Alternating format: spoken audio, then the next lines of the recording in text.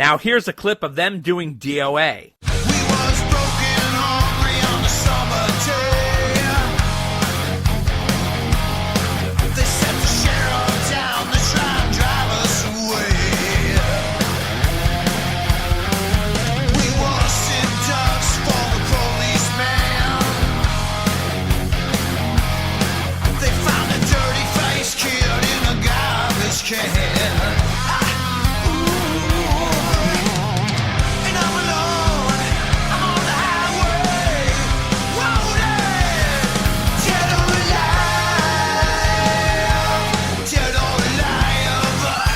And now what they said was, as a collective band thing, they said the loss of Eddie Van Halen has affected each of us in the band, and these covers are a tribute to him and a way to say thank you for the joy Van Halen music has given to us. And this is amazing.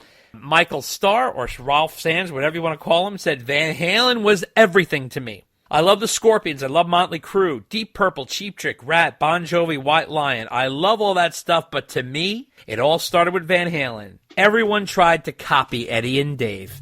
So these guys paid a nice tribute to Van Halen. What did you make of these covers, Dave? Did you like them? Yeah, they were pretty good. You know, faithful to the originals. And, I mean, Ralph, he could do David Lee Roth like nobody else. Right? Let I mean, that me guy tell you. He does David Lee Roth better than David Lee Roth That's does right. better than David Lee Roth.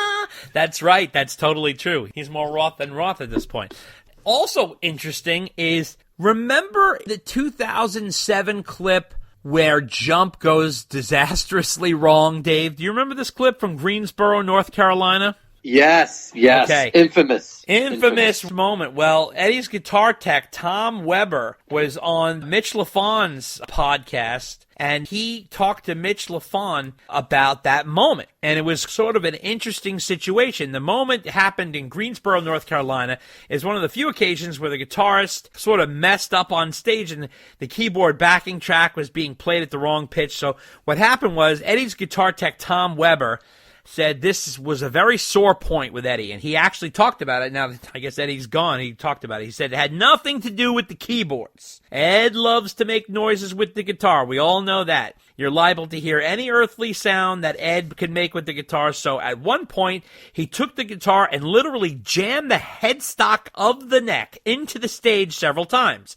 My job is to be ready for him with another guitar, which I was. Despite lifting the spare instrument over his head to indicate it was available, Van Halen waved Weber away and appeared satisfied with adjusting the tuning of the one he had. As tech said, it was passable, but not perfectly tuned. Wolfgang adjusted his own instrument to match Eddie's, and they were in tune. That worked for a few of the songs, closing the main set, but usually the band came off the stage before returning to the encore jump, but that night the members remained on the platform, so Weber wasn't able to swap Van Halen's guitar as usual. So he said Wolfie's on his bass, Ed's with this out-of-tune guitar on a keyboard song that is in tune. So Ed didn't have the keyboards in his monitor mix, so he didn't hear that he was out of tune. That's where all of that went. Now, he said the guitarist was completely oblivious to what happened until several weeks later when he was shown a video of the performance. I got called into the dressing room, he said, full of people. And he said, you handed me an out of tune guitar. And he says, no, I didn't. He says, if you'll recall, you banged the headstock of the guitar into the stage that night several times, and then you didn't come off the stage to get the guitar at the end of the show for the encore. Van Halen claimed that the headstock trick wouldn't make a difference to the tuning, and then he proceeded to take the guitar he had and jam it into the dressing room floor to prove his point. And in the front of the room of people, it comes back up, and it's way out of tune. And then he said, just saying, and that's the last he ever heard about it. What do you make of that story? That's awesome. Isn't that crazy? That's some serious cojones. Whoa. But he wasn't at fault. No, he was not. He was doing his job. Tom did everything he was supposed to do. That's right. Right, and an unfortunate circumstance of events, and that's how it went down. That's right. You should really listen to that whole podcast. Yeah. Tom has lots of great stories. Yep. and he really knows his stuff. And by the way, Tom has fallen on some hard economic times, and there's a GoFundMe for Tom Weber. Yeah. So if you have the means and you have the heart, throw a few bucks his way because he could really use the help right now. It's good. A lot of people in the industry. I know he's not the only one. I mean, this guy was Ed's guitar tech for crying out loud. Yeah, so let's absolutely try and help the guy out. Besides that, you should definitely listen to the podcast because he's got lots of Ed stories, like how he got the job and how he met Ed and all that stuff. It's totally worth the listen. Absolutely, absolutely. Def Leppard's drummer, Rick Allen, believe it or not, is doing a painting of Eddie Van Halen as a tribute to Ed. He's doing a whole Legends series where he's doing lifelike yet impressionistic portraits of musicians who have influenced him, like Jimi Hendrix, Freddie Mercury, John Lennon, and he's now doing one of Eddie. And he put it on Instagram with the caption, "Legend, work in progress." So that's nice that he's doing that. He's incredibly ambitious, that guy. It's unbelievable. Is he doing any paintings of drummers? I guess not. I don't know. He didn't seem to mention drummers. Yeah, he's doing all these lead guys. So I guess he's going to the Ronnie Wood School of Musicians and Artists. Yeah, I guess so, right? Exactly. Now, another thing that was kind of funny, Lita Ford was on Fox News Magazine, and she was talking about her ex-lovers, which is kind of personal, but okay. She talked about her first love, Nikki Sixx, but then she also talked about, I don't know if she was dating Eddie Van Halen or what the story was. It was kind of unclear, but she talked about a story where her ex walked in on her and Eddie like hanging out, having cocktails, and this guy was jealous, so he was climbing up the fire escape of the building and then came in the sliding glass door of the apartment. Dave, what did you make of this?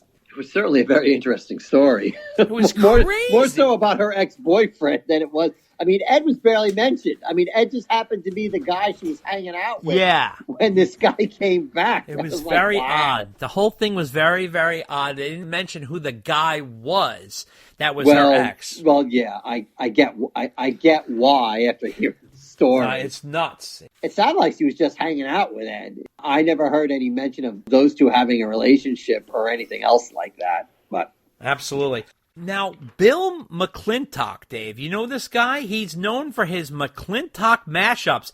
He put together a mashup of Van Halen's Unchained and Stevie Wonder's Uptight. Take a listen to this clip.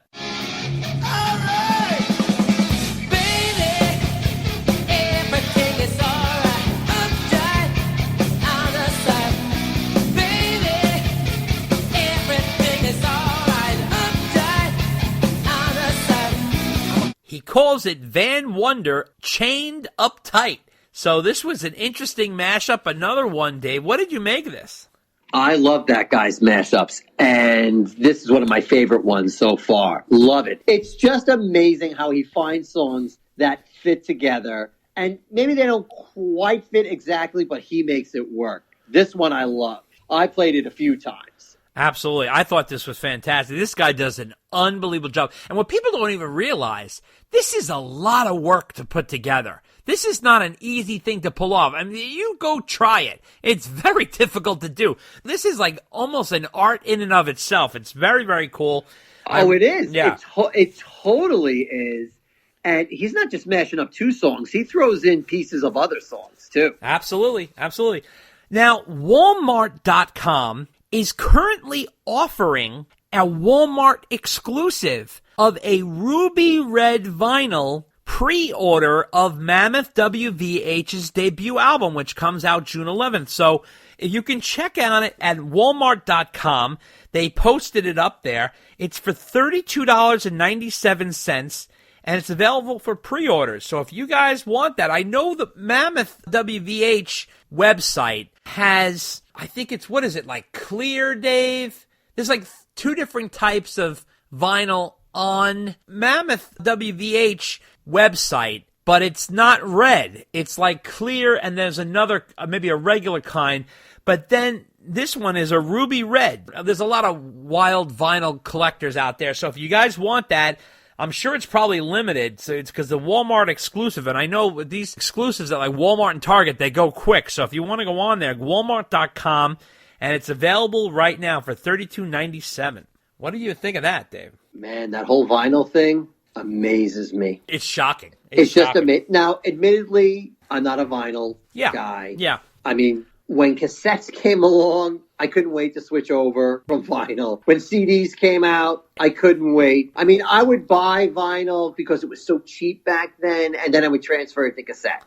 And now, I just don't have the ears to hear, like, the vinyl warmth. I know. Or whatever it is. I just don't have an appreciation for it. But I tell you, vinyl records, like this one's going for like $30. Now, I know it's like a limited edition. Yeah. But they are milking that cow for every drop of milk it's worth. Huge. And it's crazy. They can't keep the vinyl in stock. No. And I think like something happened with one of the vinyl pressing plants. Like I think, didn't one of them, I could be speaking way off on this, but didn't one of them like, wasn't it damaged or was on fire or something like that? And so like, the normal amount of vinyl that's produced is even harder to get now because one of the vinyl plants isn't working anymore. I wasn't even aware of that, but I tell you, first of all, let's be honest. With every play, it goes down in quality. That's number one. Number two, you got to have the right player. You got to keep switching the needles. They scratch easy, the hiss and pop.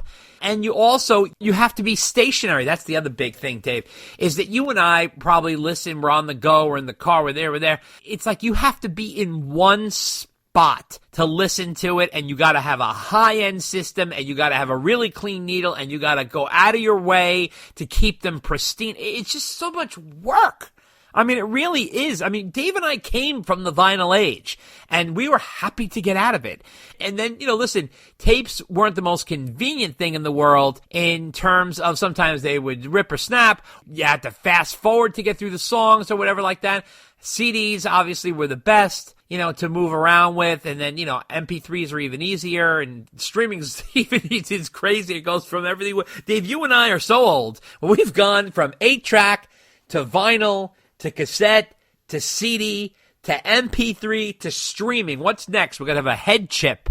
It's not even going to be a streaming. I was just going to say that. You're going to think of the song, and it's just going to play in your head. It's coming. It's coming. Now, speaking of which, there's this other weird piece of Van Halen news I don't even know what to do with. I'm going to say it to you, and you guys can think what you like.